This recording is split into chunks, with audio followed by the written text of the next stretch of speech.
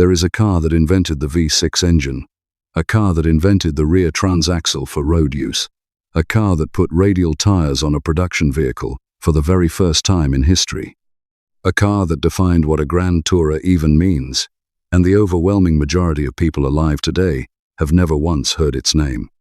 That is not an accident. That is a story. The Lancia Aurelia B20, a two-door coupe built in Turin, northern Italy, between 1951 and 1958.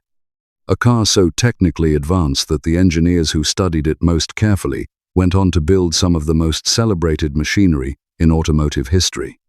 A car so beautiful that it still stops people cold at concours events more than 70 years after it was designed. And a car whose story ends not in triumph, but in one of the quietest, most painful, disappearing acts the motor industry has ever witnessed.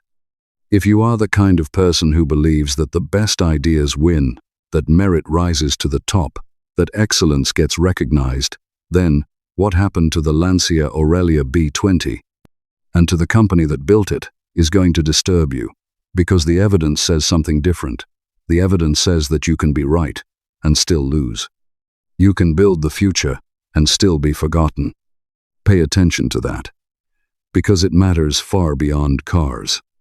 Let's go back before Ferrari was a household name, back before the Grand Tourer existed as a category. Back to northern Italy in the late 1940s, when the war had just ended, the factories were being rebuilt, and a small, obsessive car company in Turin was quietly preparing to change everything. Lancia. Founded in 1906 by Vincenzo Lancia, a racing driver turned engineer who genuinely believed, that the road car could be as technically sophisticated as any racing machine. He built the Lambda in 1922, the first mass-produced car in history with a self-supporting, unitary body. A design so advanced that most other manufacturers would not adopt it until the 1950s, 30 years later. Vincenzo Lancia was not making cars, he was making arguments. Arguments in metal and rubber that the conventional wisdom was wrong. He died in 1937, heart failure. He was 56 years old. And when he died, he left behind a company with an extraordinary reputation, an extraordinary engineering culture, and a structural hole at its center that needed to be filled by someone equally extraordinary. The man they found was Vittorio Jano. Now, if you know that name, you already understand something about what is coming. If you don't then understand this, Vittorio Jano was, by the consensus of everyone who worked alongside him, one of the 2 or 3 greatest automotive engineers who ever lived. He had built the Alfa Romeo P2 and P3 Grand Prix cars machines that dominated European motor racing in the 1920s and early 30s. He had worked in the orbit of Enzo Ferrari himself. And in 1938, Gianni Lancia, Vincenzo's son, persuaded him to come home to Turin. What Jano brought with him was not just talent. It was a Grand Prix engineer's way of thinking applied to a road car. Every gram mattered. Every component had to justify its existence. Weight distribution was not an afterthought, it was the starting point, and that way of thinking was about to produce something the world had never seen. But there is something else you need to know first, something that makes what comes next even more remarkable. When the war arrived in Italy, it did not stop Vittorio Jano, working from a secret office in Padova while the occupation tightened around northern Italy. Jano and his team continued to design, quietly, carefully, planning a car for a world that did not yet exist again. The patience in that act alone tells you everything about the kind of man he was. And everything he planned during those years came together in 1950 at the Turin Motor Show with a car called the Aurelia. But what happened next, nobody saw coming. The 1950 Turin Motor Show, Italy is rebuilding. The streets are full of small, cheap, practical vehicles. The country needs transport, not luxury. Alfa Romeo is making saloons. Fiat is doing what Fiat does. And then Lancia unveils the Aurelia B10 sedan, and the engineers in that room go very quiet. Because under the bonnet is something that has never existed in a production car before. A V6 engine. 60 degrees, all aluminium, A single camshaft sitting between the cylinder banks, hemispherical combustion chambers. A design so elegant, so mechanically balanced, smoother than a straight six, more compact than a V8, that it looked, in retrospect, like the obvious answer to a question nobody had thought to ask yet. The man who created it was not Jano, but a young Lancia engineer named Francesco de Virgilio, working under Jano's direction. De Virgilio was in his 20s. The engine he designed is the ancestor of virtually every V6 fitted to a road car anywhere in the world today. That V6 has since been described as previously unachievable and now widely copied. Widely copied. That phrase deserves to sit with you for a moment. Because the companies that copied it and profited from it are household names. The company that invented it is not. But the engine was only part of the story, because Jano did not think about engines in isolation. He thought about the whole car as a system, and what he built around that V6 was just as radical. At the rear of the Aurelia, he placed the gearbox, not at the front beside the engine, as virtually every other car in the world did, at the rear.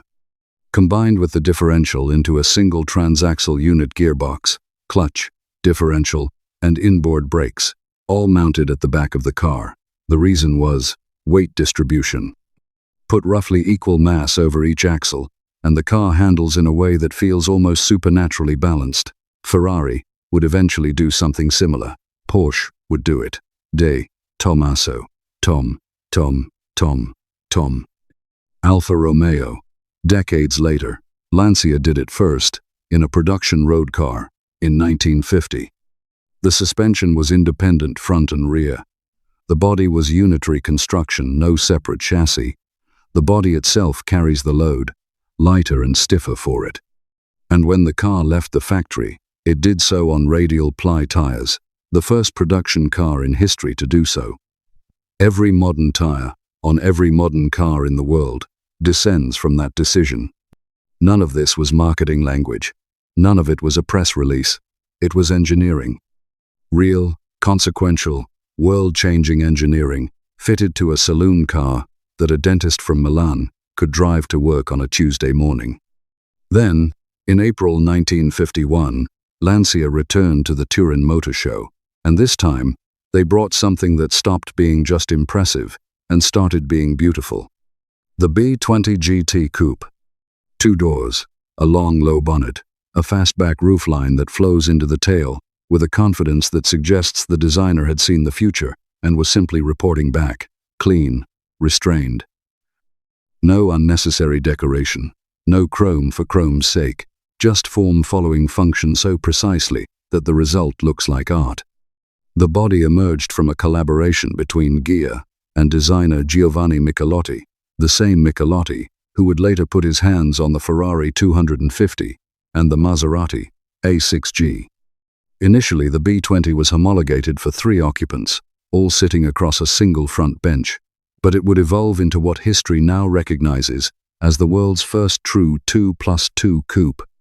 A car with proper rear seats, intimate, yes, but real, meaning you could bring your family, not just your racing gloves.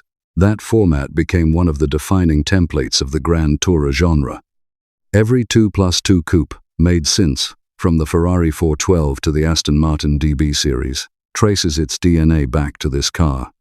Wealthy buyers across Italy placed orders immediately. The press was rapturous, and somewhere in Maranello, certain people were paying very close attention. But before we get to what Ferrari learned, there is a rain-soaked road race in 1951 that you absolutely need to hear about, because what the B20 did that day should have made it immortal. The Mille Miglia, 1951. 1,000 miles of open Italian roads from Brescia down to Rome and back run flat out, on public roads, by the fastest and most ferocious machinery that existed. No chicanes, no runoff. Just tarmac, stone walls, and the crowd standing inches from the cars. Ferrari entered a 340 America, 4.1 liters, 240 horsepower, a weapon. Lancia entered the Aurelia B20, 2 liters, 75 horsepower, a road car. The drivers were Giovanni Bracco and Umberto Maglioli. And in the early stages of that race, In the wet, on the mountain roads where grip and balance and the intelligence of a chassis matter more than raw power, the Lancia was leading. A 2-liter road coupe, leading the Mille Miglia, against a 4-liter Ferrari purpose-built for racing. It held that lead for a long time. It was only on the long flat straights of Emilia-Romagna, in the final stages of the race, that the Ferrari's brute power advantage made the difference. The B20 finished second overall, against cars with more than double its displacement. That result should have gone down as one of the great moments in automotive history, a story told and retold, the underdog, the engineer's triumph, the proof that intelligence beats brute force. Instead, it became a footnote. But the racing did not stop there. The following year, 1952, the Aurelia B20 swept the first 3 places at the Targa Florio, one of the oldest and most demanding road races in the world, run through the mountains of Sicily. 1953, the B20 won the Liège-Rome-Liège Rally. In 1951 at Le Mans, the car took a class win, finishing in the top 10 overall against machinery it had no business competing with. This was a road car, a car you could drive to dinner, a car with rear seats, a car built in Turin by a company that was hemorrhaging money even then, that could barely afford to keep the lights on, and it was beating dedicated racing machines on the world's most brutal circuits. Now here is the part that most people never hear. Vittorio Jano, the man behind it all, eventually left Lancia. The company's finances were becoming desperate. The racing program was unsustainable. And in 1955, when Ferrari took over the Lancia Formula One effort, Jano went with it. He transferred directly to Ferrari. Think about what that means. The engineer who designed the world's first production V6 engine at Lancia then went to Ferrari and began designing V6 and V8 engines for them. His new Jano V12 was introduced in the Ferrari 290mm in 1956. His V6 and V8 designs went on to displace Ferrari's existing engine focus. And their descendants, as the historical record clearly states, continue to be used today. Ferrari did not invent the V6. Ferrari inherited the man who did. And through that man, they inherited the philosophy, the understanding that a V6, properly engineered, could be lighter, more balanced, and more efficient than the alternatives. The engine architecture that makes modern Ferrari road and race cars is built, at least in part, on thinking that originated in a secret wartime office in Padova, in the mind of a man who was working for Lancia. That is not conjecture. That is engineering lineage. And while Ferrari grew and became Ferrari the brand, the legend, the prancing horse Lancia continued to do what Lancia had always done: build extraordinary cars, at a cost that made no financial sense, with a commitment to quality so absolute that it was, ultimately, the thing that destroyed them. There is a lesson buried in there somewhere, and it is not a comfortable one. If you're finding this story as fascinating as I am, and I think you are, then hit subscribe right now. This channel is dedicated to exactly this kind of story: the real history, the uncomfortable truths, the cars, and the people that the official version leaves out. Subscribe so you don't miss what comes next. And drop a comment below. Tell me, what car from this era do you think deserves more recognition? I read every single one. Now, back to Lancia, because the most painful part of this story is still ahead. By the early 1960s, Lancia was in trouble. Not because the cars were bad, the cars were extraordinary. That was precisely the problem. Every Lancia was built to a standard that made financial sense only if you believed that money was irrelevant and that perfection was its own justification.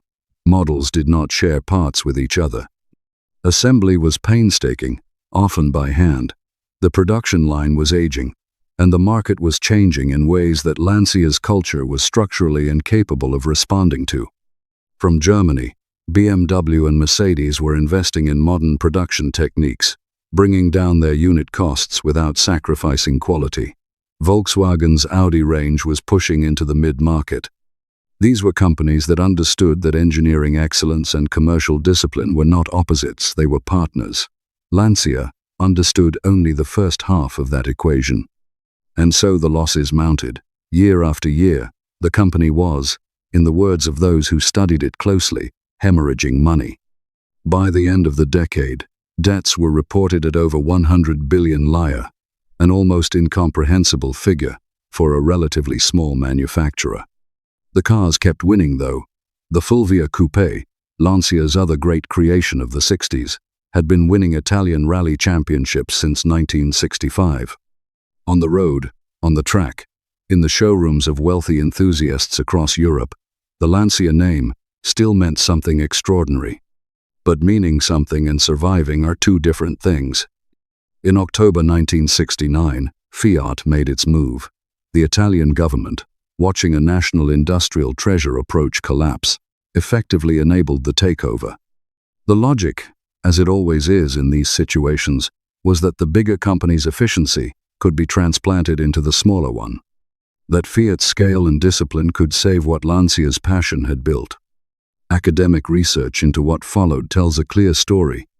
Fiat's engineering philosophy, as documented in detailed studies of the period, was built on a single conviction. The role of the company was to produce cheap, reliable, enjoyable cars for ordinary people. That was Fiat's identity. That was what had made Fiat successful. And that identity was the precise opposite of everything Lancia had ever stood for. These two cultures did not blend. They collided. The early years of Fiat ownership produced some genuine highlights. The Stratos, that outrageous mid-engined wedge designed by Bertone, won 3 World Rally Championships in a row between 1974 and 1976. The Delta Integrale, later, won 6 consecutive Constructors' Championships from 1987 to 1992. On the track, the Lancia name still burned bright. But on the road, in the showrooms, in the daily reality of what the brand had become, the rot was setting in. The Lancia Beta, launched in 1972, was the first true product of the Fiat era. Developed in 3 years, with an engineering staff that had just watched their company absorbed by a rival, using Fiat's philosophy rather than Lancia's. The result was not the car that the Aurelia had been. It was competent, sometimes attractive, but it was not extraordinary. And then came the rust. The Beta range was found to have critically inadequate corrosion protection.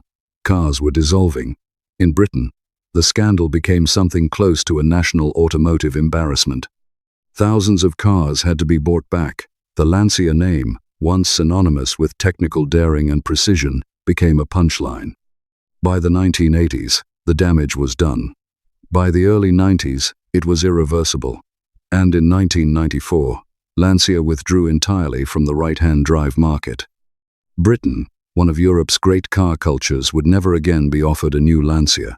Not officially, not as a Lancia. The company that had invented the V6, the transaxle, the radial tire for road use, the Grand Tourer as a concept had been reduced, in the end, to a single budget city car sold only in Italy. The Ypsilon, reliable, inoffensive, unremarkable, the antithesis of everything the Aurelia B20 had represented. And Ferrari? Ferrari was worth, at its stock market listing in 2015, roughly 10 billion euros. Sit with that for a moment. Here is the question that this story keeps circling back to, the one that nobody asks directly, because the answer is genuinely uncomfortable. How does a company invent the V6 engine, the rear transaxle, the radial tire, and the modern Grand Tourer, and end up forgotten? The answer is not one thing. It is several things happening at once, and the combination is almost perfectly designed to destroy an extraordinary institution. First, obsessive quality without commercial discipline. Lancia built cars that were, by the assessment of every engineer and journalist who ever drove them, among the finest road cars of their era. The Aurelia B20 handled with a balance that larger, more powerful cars could not match. Its ride quality, its steering response, the way it communicated the road, through every input, these were qualities that cost money to achieve, a great deal of money. And Lancia never found a way to make that cost sustainable. That is not entirely Lancia's fault. Ferrari faced the same challenge and survived it by positioning their cars as pure luxury objects, items whose price was part of their identity. Lancia was never willing to do that. They wanted to build serious road cars for people who understood engineering. They were not interested in jewelry. They were interested in truth. The market, unfortunately, has always been more interested in jewelry. Second, the Fiat takeover removed the one thing that had made Lancia Lancia, not the factory, not the engineers, at least not immediately, but the culture. The shared understanding that a car was not finished until it was right, regardless of cost or schedule. That culture was incompatible with Fiat's model, and it did not survive contact with it. Third, and this is the part that stings most, the engineers and ideas that Lancia produced did not disappear. They were absorbed. Jano went to Ferrari. The V6 architecture was copied by virtually every major manufacturer. The rear transaxle concept, the weight distribution philosophy, the unitary body construction, all of it became industry standard. Lancia did not fail to influence the world. It influenced it completely. It just received no credit for doing so. Think about that pattern. A small, underfunded, obsessively principled institution produces a series of genuinely revolutionary ideas. Those ideas are adopted, improved, commercialized, and made famous by larger, better-funded organizations. The originator collapses. The beneficiaries thrive. It is not unique to the car industry. You have seen this pattern before, in music, in technology, in science. The person who has the idea rarely ends up with the credit. The person who scales the idea does. The Aurelia B20, specifically, is worth returning to one final time. Because, beyond all the engineering firsts, beyond the racing results, beyond the historical significance, it was simply a beautiful thing to exist in the world. It was a car that could take you from Milan to Rome in comfort and arrive looking like a work of art. A car that its own company described, with complete accuracy, as being fit for racing on Saturday and the opera on Sunday. It weighed under 1,000 kilograms. It had less than 100 horsepower in most configurations, and it was faster, more balanced, and more satisfying to drive than machines with 3 times its power. Not because of brute force, because of thought. Jano's rear transaxle, Di Virgilio's V6, Michelotti's lines, informed by Pininfarina's sensibility. Gianni Lancia's belief that the right car was worth making, even when it was not the profitable car. All of those things, together, in a single object. And today, if you are lucky enough to find a genuine example, a real, intact Aurelia B20 in honest condition, you will pay for it. The market knows what the history books ignored. Collectors know. The people who have actually sat in one, driven one, understood what it is, know. The irony is complete. The car was too good for its own company to survive building it, and now it is valuable precisely because so few were made. There is something almost mathematically just about that, and something deeply unfair. But the story is not quite finished, because there is one final detail, one last thing the official version tends to skip over, and it brings the whole thing back to a single, clear point. Vittorio Jano died in Turin in 1965. He had been gravely ill. He had also, in that same year, lost his son, a grief that by all accounts broke something in him that could not be repaired. He ended his own life. The greatest automotive engineer of the 20th century, the man who had built Grand Prix winners for Alfa Romeo, who had designed the engine architecture that Ferrari still draws from today, who had given the world the V6 in a Turin showroom in 1950, died alone, in a city that had largely moved on from what he had built there. There is no monument to Vittorio Jano on the streets of Turin. There is no museum dedicated to the Aurelia B20 in the city where it was designed. Ferrari, meanwhile, has a museum in Maranello that draws hundreds of thousands of visitors a year. This is not an argument against Ferrari. Ferrari is extraordinary. Enzo Ferrari was a genius of a different kind, a genius of will, of marketing, of identity construction, of turning mechanical excellence into cultural mythology. He understood something that Lancia never did. that the story matters as much as the engineering, that you have to make people feel something, not just think something. But it is worth being honest about the lineage. The architecture that Ferrari built its V6 and V8 reputation on came from a man who learned his trade at Lancia. The rear transaxle that Porsche and Ferrari and De Tomaso would later adopt, already proven on the Aurelia. The Grand Tourer format, the 2+2 coupe that you can race and then park at the theatre, born in Turin in 1951, in a car that most people cannot name. The Aurelia B20 is, in the truest sense, a car that the industry studied, learned from, and forgot to credit. And Italy, the country that produced it, allowed the company that built it to be slowly dismantled until nothing recognizable remained. What does that tell us? It tells us that being right is not enough, that inventing the future does not guarantee you a place in it, that the companies and people we celebrate are not always the ones who did the most important work. They are often the ones who were best at making sure the work was associated with their name. That is a lesson that has nothing to do with cars. It applies to every field, every industry, every era. The person who does the foundational work rarely receives foundational credit. The person who builds on that work, who tells the story louder, who plants a flag and says, "This is ours," that is the person history remembers. The Lancia Aurelia B20 deserves to be remembered, not as a curiosity, not as a footnote, not as the answer to a trivia question, as one of the great objects of the 20th century. A piece of engineering philosophy made physical, proof that you can build something perfect and still lose the war. If you have never sought one out, even just in photographs, even just at a concours event or a classic car show, do it.